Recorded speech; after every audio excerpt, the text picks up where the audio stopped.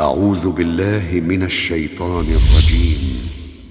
جعل الله الكعبة البيت الحرام قياما للناس والشهر الحرام والهدي والقلائد ذلك لتعلموا أن الله يعلم ما في السماوات وما في الأرض وأن الله بكل شيء عليم. اعلموا أن الله شديد العقاب وأن الله غفور رحيم. ما على الرسول إلا البلاغ والله يعلم ما تبدون وما تكتمون.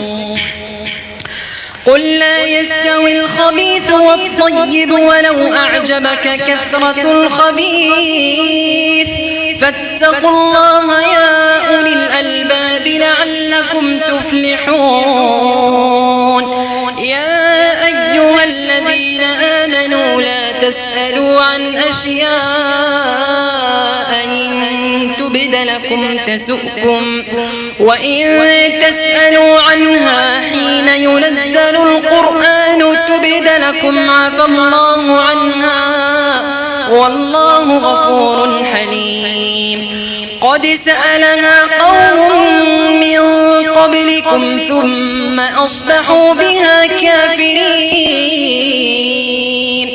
ما جعل الله من بحيرة ولا سائبة ولا وصيلة ولا حام ولكن الذين كفروا يفترون على الله الكذب وأكثرهم لا يعقلون.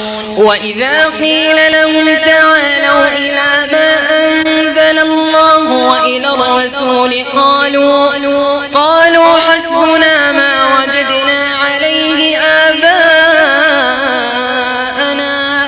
أولو كان آباؤهم لا يعلمون شيئا ولا يهتدون. يا أيها الذين آمنوا عليكم أنفسكم لا يضركم من ضل إذا اهتديتم إلى الله مرجعكم جميعا فينبئكم بما كنتم تعملون.